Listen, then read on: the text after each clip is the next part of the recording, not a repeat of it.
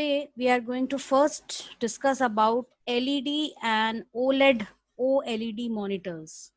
Yesterday we had discussed about cathode ray tube CRT and LCD monitors. I hope everybody understood that. So here in this image you can see a panel which is held in someone's hand, and it consists of many small white dots. These white dots are actually tiny LED lights. You might have seen LED lights in instruments like your modems or in your surge projectors, um, in small LEDs which glows under your mouse, and all these small lights which you have seen on electronic equipments which show the status of the working of the device. So that is known as light emitting diode. So LED monitors are no different from LCD monitors. Only difference is LCD monitors used CCFL, that is cold cathode fluorescent light, as the backlight, which was a bit energy consuming. But in case of LED, instead of using cold CCFL light as the backlight, in these monitors, these flexible panels of LED lights are used as the backlight. It uses a light emitting diode panel as the backlight, that is, as a source of light. LEDs are the tiny colored indicator lights you see on electronic instrument panels. They're much smaller, more energy efficient, and more reliable than old style incandescent lamps. So, normally you might have seen that, and even the viewing angle is good. You might have noticed in LCD screens that if you are sitting right in front of the LCD screen and watching something, then the entire picture is clear to you. But the moment you change your angle, sit at a distance, or the LCD monitor is not at the same eye level as you, so in that case you might have noticed that the screen appears like that of a it gives you a negative effect, a photo negative effect, where all the colors are inverted, right? You see a kind of a neon glow or inverted colors there. So a negative effect you get over there, and the color black is not actually shown as black color. It's not a true black. It forms some shade of blue. But in case of LED light, the viewing angle significantly improves. That is, even if you move your eye level, move or sideways, or try looking at the screen from the sides, then also you'll be able to see that the picture is quite clear. So it provides a wider viewing angle. It is more energy efficient as compared to LCD, even thinner as compared to LCD monitors, and it is it consumes less power. Now, another technology which has completely replaced LED monitors these days, it is OLED, that is organic LED. It's quite clear from the name that organic material has been used in creating this type of a monitor. So you can see OLED is a solid state semiconductor device that is 100 to 500 nanometers thick, or about 200 times smaller than human hair. So a semiconductor panel or layer which is around 200 times smaller or thinner than human hair, that is used. So this is the OLED screen structure. The physics behind your LCD monitors, it consists of all these layers, where you can see you have a substrate layer over here. I'll explain each and everything in detail. Then you have an anode layer. Anode is a positive electrode. Conductive layer, which is again an organic layer. Emissive layer, again an organic layer, and then a cathode. So I'll explain the meaning of all these layers. So the following parts are there. Firstly, there is a substrate which is clear plastic, glass, or foil layer. It supports the OLED. Okay. Then you have anode. which is again a transparent layer. Anode, what it does is, anode, you might be knowing that anodes are electrodes which are positive electrodes, right? So the work of anode is to remove electrons, add electron holes. That is a place where the electron has left, it leaves a hole. Atoms contain electrons. Electrons are the particles which constantly uh, revolve or orbit the nucleus of the atom. This you might be knowing, right? So when the energy level increases, if an electron leaves an atom, then it leaves what? Electron holes. That is, that particular empty space could be later filled with more electrons. So when current flows through the device, it adds electron holes. Next is, you have a cathode, which is a negatively charged electrode. So cathodes, they release what? Electrons. The cathode injects electrons when a current flows through the device. Organic layers, these layers are made up of organic molecules or polymers, that is carbon based material. Conducting layer, this layer is made of organic plastic molecules that transports holes from the anode. One conducting polymer used in OLED is polyaniline.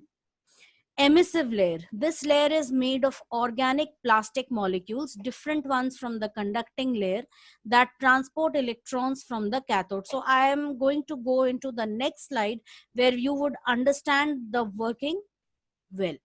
So just look at this image over here. You can see that we have some layers over here. This orange colored layer is the conductive layer, which is again a carbon based layer. The green colored layer is the emissive layer. On top you have cathodes, and here you have anode. So you can see a plus sign in front of anode, which shows that it is a positive electrode, and in front of cathode you have a negative sign, which shows that it is a negative electrode. Okay, and here you have the filter, that glass filter through which light passes. So electric current flows through the cathode to the anode, that is from here to here, through the organic layers, giving electrons to the emissive layer. So this is the emissive layer, the green layer. So when electrons pass through the cathode, they give electrons to the emissive layer. So you can see it over here. Cathode provides electrons to the emissive layer, that is negatively charged particles, and removing electrons from the conductive layer. So over here from the conductive layer, what does the anode does? It removes the electrons, and hence it creates what? These empty spaces or electron holes. Okay. So removing electrons from the conductive layer leaves holes that need to be filled with more electrons. That is, now those atoms which have been deprived of electrons, they need more electrons. So what will happen is, these holes or these atoms will move towards the intersection between the emissive layer and the conductive layer. Intersection means this boundary, this border between the two layers. So at that point, the electrons which are being transmitted by the cathode, they quickly jump into these holes and they fill the holes. So the moment these electrons, they fill the holes, filling the holes means filling up the empty spaces in the atoms. So the moment an electron jumps into an atom and starts orbiting the nucleus of the atom, it releases some energy in the form of light. So that extra energy which is released in the form of light, that is responsible for generating images on the screen. Now this photon, this by controlling the amount of light which falls on the color filters, that is RGB pixels on the screen, the intensity of colors can be regulated and your image can be displayed, your image can be created. Now, as I had already explained, that LCD and LED, they use backlight, right? That is an external source of light. So here in OLED, there is one extra advantage, and that is OLED, in OLED screens, there is no backlight as such. We don't have any backlight in OLED screen. Instead, the organic layers are capable of emitting their own light. And I already explained how light is created as electrons fill the electron holes as they move between the conductive layers and they fill up the electron holes. Light is emitted in the form of what? Photons. So this is what creates light. So OLED screens are even better than LED screens because they are much thinner. They are very thin. And uh, another thing is they consume much less power as compared to your LED screens. Of course, OLED is much better because it consumes less power. It uh, displays images in very high resolution. The resolution is very high. Almost all the modern devices, they are created using OLED. We will see a short video uh, in this presentation from where it will be clear to you. An LED screen is actually an LCD screen, but instead of having a normal CFL backlight, it uses light emitting diodes. So an LED is more energy efficient and a lot smaller than CCFL. But instead of using a backlight, OLED, what it creates its own light. So let us see an animation of LED screens today. Okay.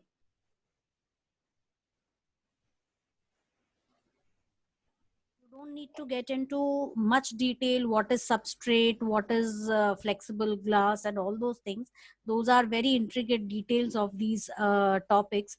In this, I think you all already know more than enough of what you need to actually know as according to the syllabus, right? So we will move on to the next part now. Today we are going to discuss session 5 and session 6. So session 5 is applications of computer. Where is a computer used? So firstly, business. What all things? Billing. You might have visited stores. You might have visited Hypercity or Big Bazaar, or we have the Walmart Best Prices Mart. So there also you might have seen that people are standing in queues, long queues for checkout, and the person there is actually using a software on a computer for the billing, for generating the bills and invoices, right? So they have a kind of a specialized software which they use. So computers are used in business. Yes, making presentations, then billing, invoices, budgeting, accounting. This is a screenshot from the Tally software, which is quite famous and popular in India, and it is being used in our school also. The accountants at our school, they use this software extensively to manage all the maintain all the kinds of accounts, and for reporting also. At home, we use it for online shopping, banking, online banking. This is actually the wrong image which I have taken. It is being used in banks, but at home we use it for online banking, online monetary transactions, playing games. Of course, nobody needs any explanation on that. Listening to music and various other kinds of tasks. Right now, we are using it for which purpose? We are using it for teaching and learning purpose. Then accounting, we already discussed. Customer interaction, this is one very important uh, application of computers. CRM, the word CRM, what does it stand for? Customer relationship management. So customer relationship management means what? You might have all many a times uh, come across problems, encountered problems with using your device, mobile device, or maybe some kind of plan might have been activated without your consent, or your laptop is not working, or your broadband has stopped working. What do? You quickly dial a toll free number, and that toll free number is the number for customer support. What do you get there? You, after spending your time in dialing a series of numbers, इसके लिए एक दबाएं, हमारे customer care executive से बात करने के लिए 9 दबाएं, and all these kinds of after around some 1 or 2 minutes of such dragging with dialing different numbers, you are finally connected to the customer support executive. And what is that person doing? Normally, people who work as CCEs, that is customer care executives, they are equipped with specialized softwares. And what are those softwares known as? CRM softwares. That is customer relationship management software. They use this software because this software allows them not only to get connected to you people via a phone line, but it also allows them to talk to you or understand or find out everything about the customer's complaint history,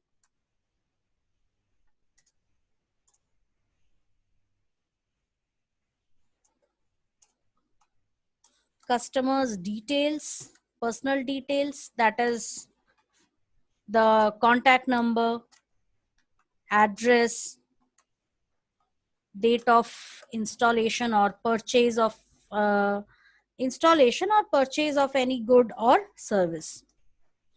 Okay, so all these things are there. Every detail is already saved there in the software, and with the help of the software, the customer care executive can find out what is the problem and could guide you also through the problem. They can register your complaints, and all the things are managed using CRM. So answering customer questions, offering assistance, keeping record of payments, all these things are done using CRM softwares. So computers have their application. Computers are used in this field also. Next is communication. I don't think you need any explanation for this. Internet is one very big revolution of computers. You can email, chat, web conference, what we are doing right now, voice over IP, this which I am talking to you, that is voice over IP, VoIP. And not only that, but also when you call the customer care center, at that time you have to go through a series, you have to go through dialing a series of numbers. So that is also what that comes under VoIP, that is voice over IP.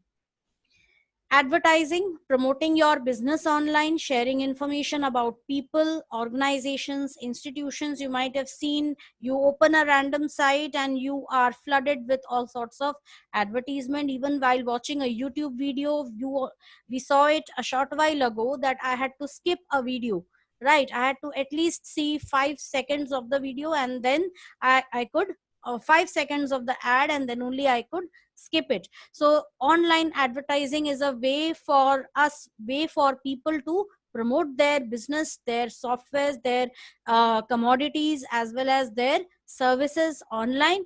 And also it is a way of earning for many people, right? Healthcare, medicine. You might have seen that you go for an eye checkup, the person is using a full-fledged machine, as you can see over here, right? So you have computerized machines for almost all kinds of tests which are done these days, monitoring patients, diagnosing diseases. Okay, computerized equipment, the pacemaker which you have seen, which is normally placed in the heart to keep the or to stabilize the beating of the heart. Okay, so that is also what it is, one of the applications of computer. Virtual labs, nowadays also these kind of virtual labs are created where medical students, they can actually study dissection, surgery, all these things in a simulated environment. Education, what we are already doing. You don't need any explanation for this. Digital classrooms, which you have already seen in your class, that is Tata Classes. Libraries, e-libraries are there. Laboratories, displaying information, developing projects, interactive learning aids. Nowadays, even NCERT, CBSE, they are investing a lot of resources to create online study material for students of almost every class. Okay, there are digital platforms and portals where you can find uh, digitized books, that is e-books in a flip book pattern. You can actually press the by using your tapping on the touch screen phone, or by clicking with the mouse, you can actually flip the pages of the book. Okay, research, experiments, design and developing projects, nuclear reactors. Students, I don't think you might have started with what are nuclear reactors right now. They are actually used for generation of power. So when you study this concept in science, there you will understand it better. So all these things, the entire procedure of nuclear reactions or nuclear reactor, that is controlled by computers. Weather forecasting, astronomical research, and this small animated image you can see over here, you know what, can anybody tell me what is I have specifically chosen this photo. It relates to one specific object in our galaxy. Can anybody tell me what it is? It's the discovery, a very, okay, let me see the answers. Meteor, star, star from Stark. Okay, so star, no, it's not a meteorite. Space shuttle, no. Okay, I'll give you the no, it's not a moon. No, absolutely not a moon. It's way too massive to be called a moon. Okay, so I'm going to tell you all what it is. It is the discovery of a super massive black hole at the center of our Milky Way galaxy. And the name is Sagittarius A star. This is the name of the supermassive black hole, which was found at the center of our galaxy. So how did researchers find this? They used infrared telescopes in order to observe or see through the clouds of dust and gases, because otherwise the center of the galaxy is almost blocked by a lot of dust. So in order to see through that, they had to use specialized infrared telescopes, which actually measures the amount of heat, and through that it generates images. So they could generate images like this, and they observed there were a series of stars which were rapidly orbiting an empty space. Now, because black hole is something which cannot be seen, so how did they understand that there was a black hole?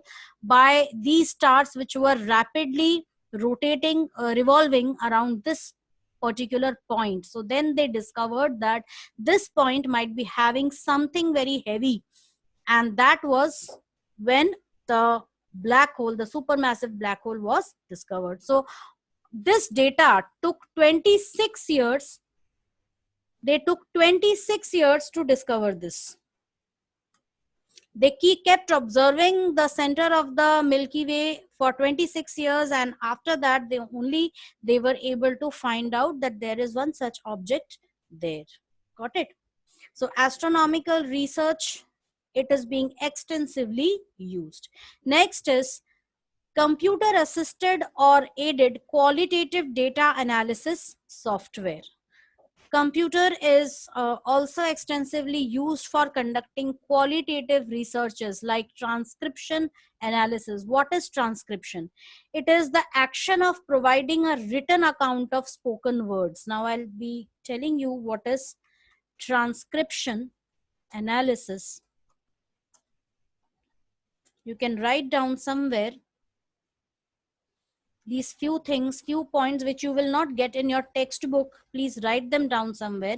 Action of providing a written account of spoken words. Many people do medical transcription, that is by means of spoken word. Somebody will speak and you have to quickly type or write it somewhere. Got it? Transcription analysis, now all that which is already written, that is analyzed further to infer some information. So all that raw data which is collected, that is processed and information is made out of it. The next one is coding and text interpretation. Now what is coding? It's not the programming, usual programming which we are talking about, but it means marking text or spoken words, or marking the text in books. Now, depending upon the mood, theme, context. That is, for example, if there is a line where you can see that an emotion of anger is being uh, showed or displayed, so you might mark that particular line by within A. So A will show what? Anger. Somewhere a question is being asked, so you will mark that particular line with question. So this is what it is actually used for children to make them understand the emotional flow of text. Understood? These are very deep concepts. I'm not going deep into them. Just understand whatever I am saying, that much is enough for you. Next is recursive abstraction. Now, what is recursive abstraction? It is way of analyzing data, a lot of data in fact, and slightly different from coding. It also means summarizing data in steps, in repeated steps.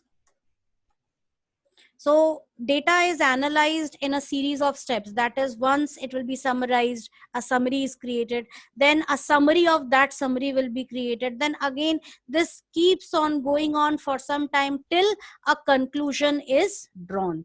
Till a conclusion is drawn. Next you have context analysis.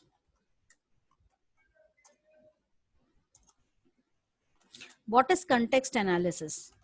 Determine presence of certain words, themes, or concepts, inferring messages within words or text.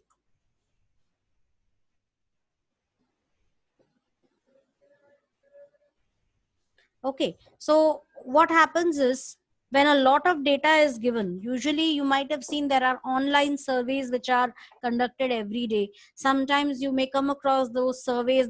Those surveys are basically conducted for for market research, for understanding people's individual preferences. So sometimes the answers are very direct, that is, they are in the form of multiple choice questions, so that is quite easy to analyze. But sometimes, and even figures, that is, if somebody asks you how much percent, you can quickly say 75%. So it is easy to analyze such kind of data which is in the form of numeric figures. But sometimes data is not objective. That is, you might not have fill in the blanks, match the following, true or false. Sometimes data is subjective. That is subjective, open ended, right, where people might be writing their preferences in the form of text.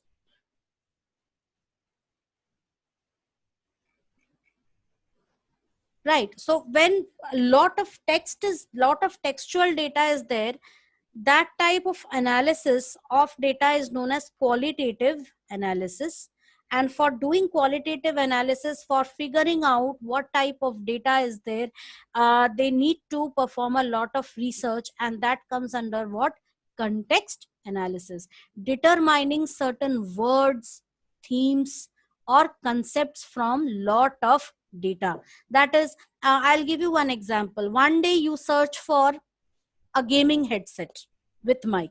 Next day onwards, or quickly after some time, you'll start getting, immediately after that, you'll start getting advertisements related to all sorts of gaming headsets. So that is what it easily gets into it. So using the data which you have been sending for searching, using your search history and all that, quickly uh, Google starts giving you what, all those advertisements based on your previous search. So all these things are also leading to something that is machine learning, that is artificial intelligence. Got it. So these are very deep concepts. I'm not going too much into the details of it. And then you have discourse analysis, which means approach to the analysis of written, vocal, or sign language.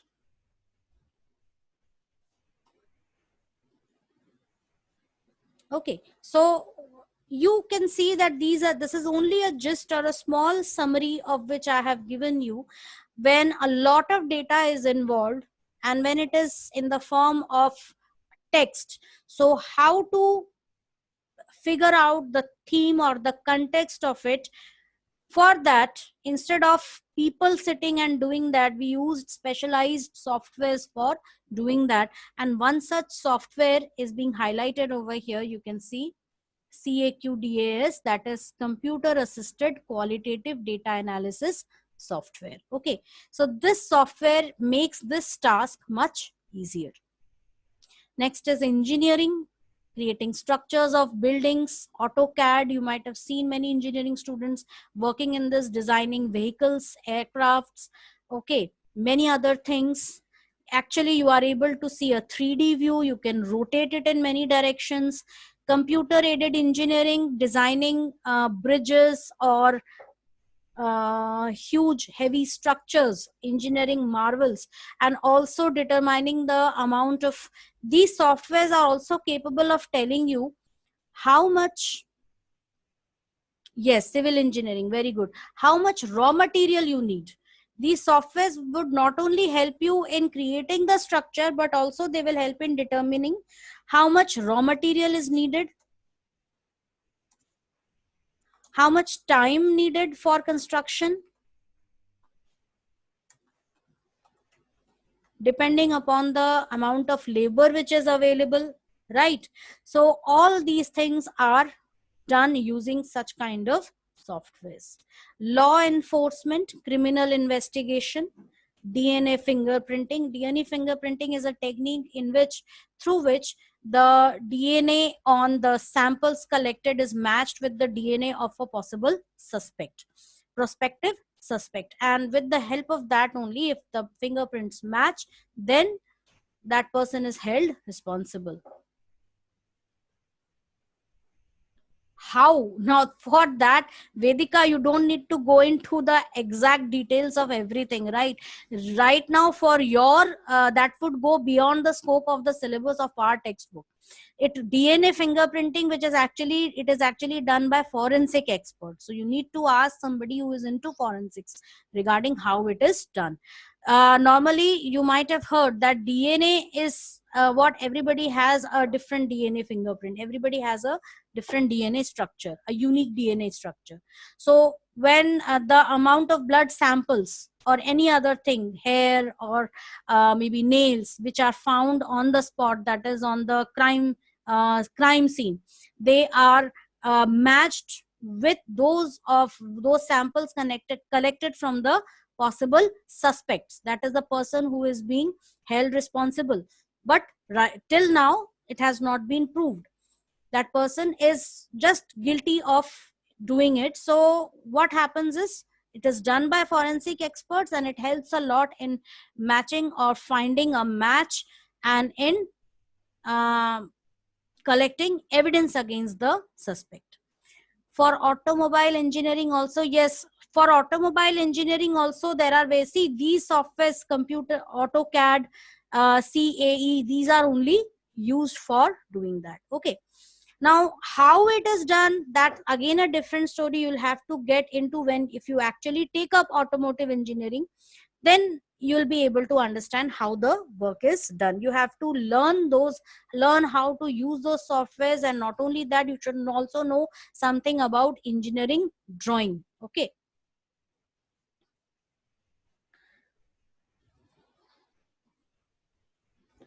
As I said, you can see over here, comparison of blood, skin and hair samples is done.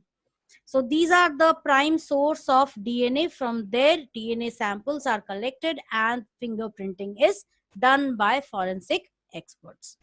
So it's a branch of science which you can study, and you have higher prospects in that if you want to get into this, you want to take this up as your career. Next is governance, maintaining census details, that is used by government also. These days you can see that it is being highly used by the government. Maintaining per capita income. Per capita income means your social science teacher would be able to guide you better in this. How much on an average data is collected about how much income or how much money is earned by people in a particular region. So that is known as per capita income.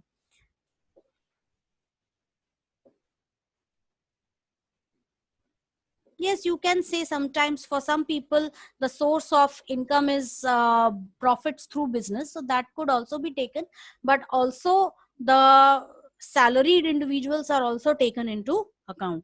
Now for them it is not neither profit nor loss. It is what a definite amount which they get as salary.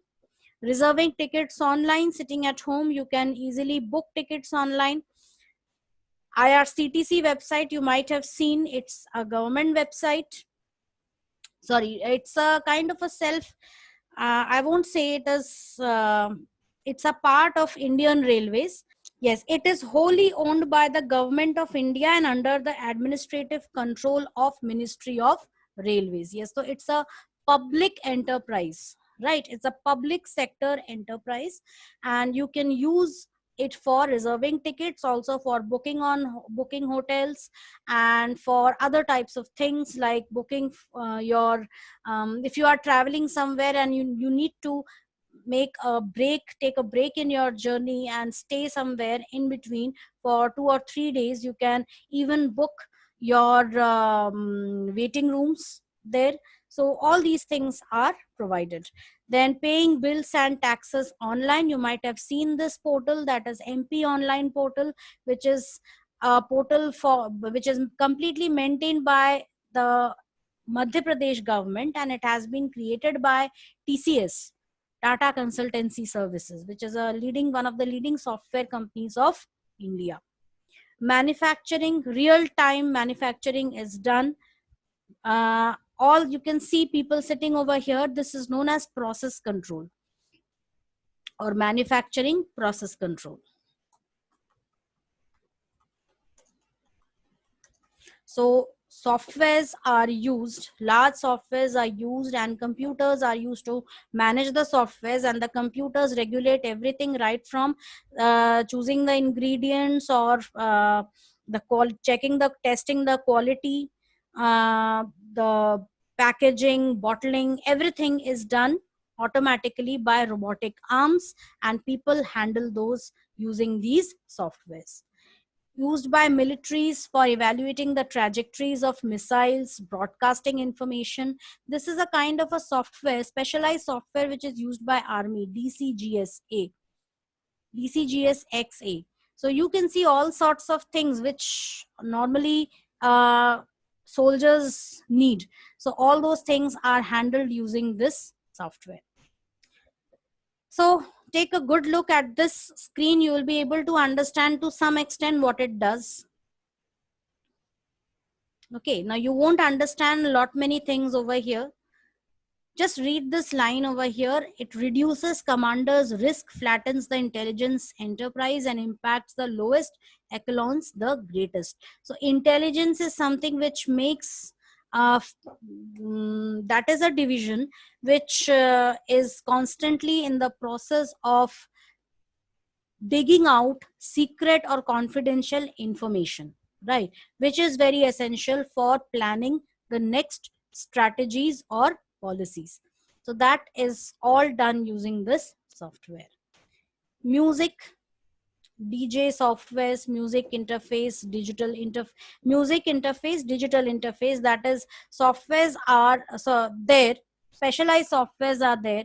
Like right now my voice is reaching you people through internet, and also it is getting recorded. So when it gets recorded, it will be sampled, it will be converted into digital files. Right now when I am speaking, it is in the form of waves, that is analog waves. But when this will be saved on the computer, it will be in the form of zeros and ones, that is digital signals.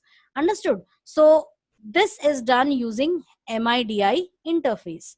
Podcasts, that is, you might have seen, there are, if you want to listen to some music, or you want to listen to some kind of episodic mm, audio online, it could relate to sports, music, any news, or about anything. So all the podcasts are actually, they are what do we say, they are a series of online audio episodes related to various topics. Okay, so you can choose any of those podcast series and you can listen to it. Could range from songs, musics, your favorite players or your albums, or any kind of commentary, match commentary, or it could be any kind of like horror stories podcasts, or it could be like any specialized discussion or political affairs. So it ranges from different topics. So you can take it quickly. You don't need to save anything on your PC or your mobile. You can simply install a podcast app on your mobile and you can listen to it. Next is film and television. So over here you can see something.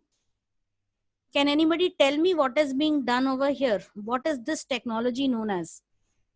It's a technology which is used extensively by Hollywood movies and also for making certain games. It's a specialized technology where actors are actually, they're wearing specialized suits with sensors, and they are standing in a studio in a closed environment, acting, doing action, many other kinds of things, and it is being converted into the animated character. On the screen what you see is the animated character. So what is that? It is known as, I'll tell you, motion capture technology. It is motion capture technology. That is, while you move, your motion will be captured by sensors and the specialized suits which you are wearing. Even there is a kind of a headdress, a small cap with all sensors, and also to capture the hair movement. And there is a kind of a small sensor or small camera which emits laser beams or it rays on various points on your face so as to capture the facial expressions, right? So all these types, all these actors, they are actually doing whatever they want. That is, they are talking out, that they're speaking their dialogues, or they are standing, or they are running, jumping, everything whatever they are doing it in a closed environment. And on the screen what you see is nice background graphic, like you might have seen the movie Avatar. Anybody has seen this movie? I hope everybody has seen it. So what they have done in Avatar, so I'll just show you a small YouTube video. On that you will understand, it's a very interesting video. This is a kind of technology they use heavily. So after this, you can see a screenshot of the software which is used for animation. Session 6, features and limitations of a computer. What are the limitations of computer? Virus threat. Computers are always, they are vulnerable towards virus attacks. upgrade and update. You have to keep upgrading your computer. Your computer has become very old. There is always a need to upgrade it, and upgrading means investing again a lot of money. Lack of common sense. A computer is actually a dumb machine. It doesn't understand anything. You have to tell the computer to do everything. Even the artificial intelligence, it's only when we program it for doing that, for making it learn, only then it works. Dependence on electricity. Without electricity, you cannot work on your computer. It needs a stable power source. Lack of intelligence is there. That is why it is known as artificial intelligence, because it is man-made intelligence. Okay. Next is, and moreover, computer cannot take any decisions. It doesn't have any emotions. What are the features of a computer? You can see speed. It can work at considerably high speeds. It is reliable. It is accurate. Computer will always give you accurate results. Now that's a different story. If instead of using this formula for calculating simple interest, that is not simple interest, sorry, if you want to calculate average of three numbers, instead of using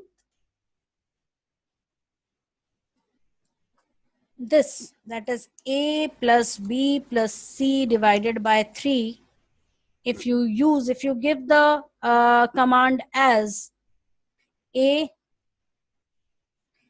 plus b plus c divided by 3, what will the computer do first? According to operator precedence, it will first divide c by 3, then add the results to b and a. So here you will get some result, but that result will not be as expected. Got it? So that is whose fault? Is it the computer's fault, or is it our fault?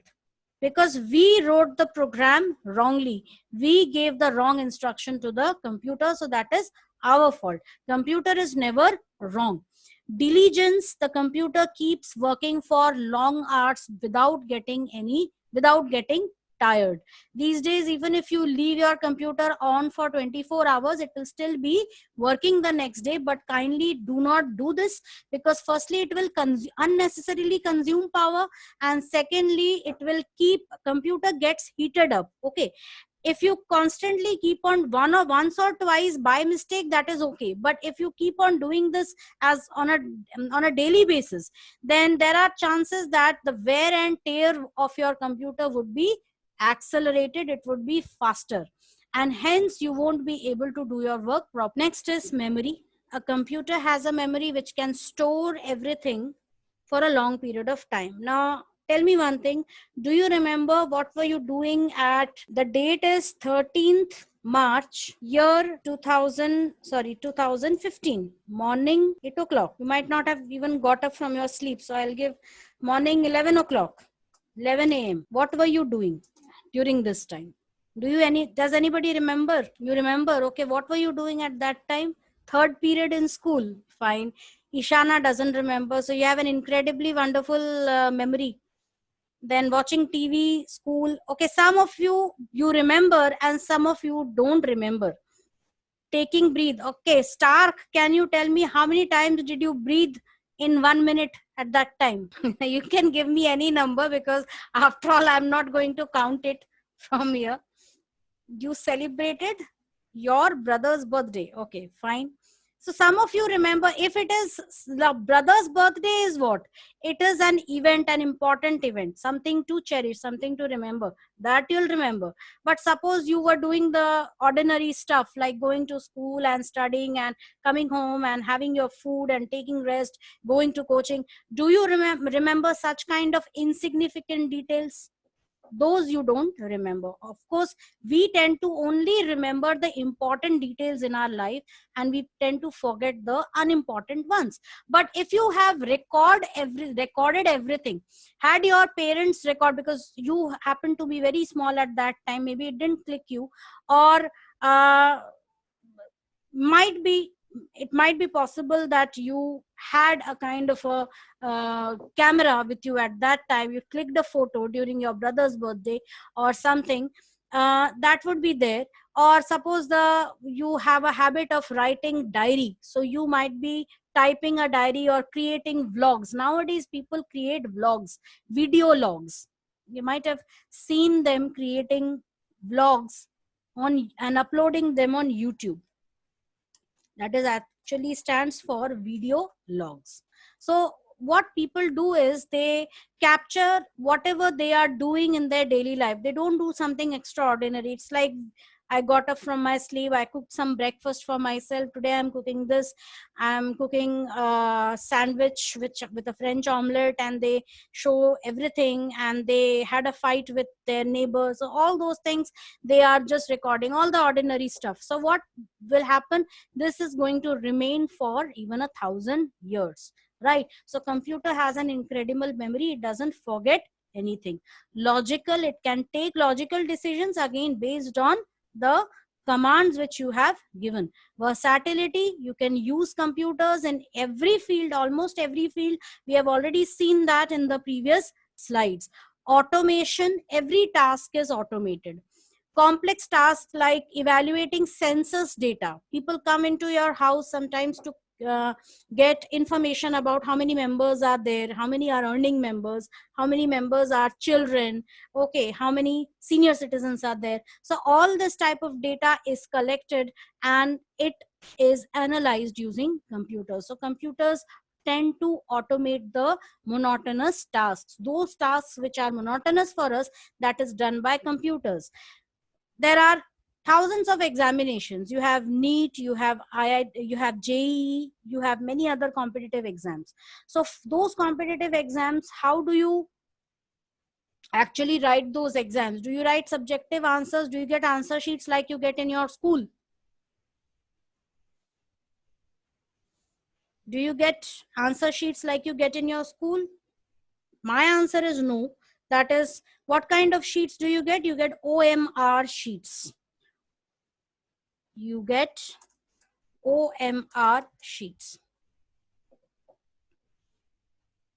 Optical mark recognition. OMR sheets means there you'll be having 4 circles,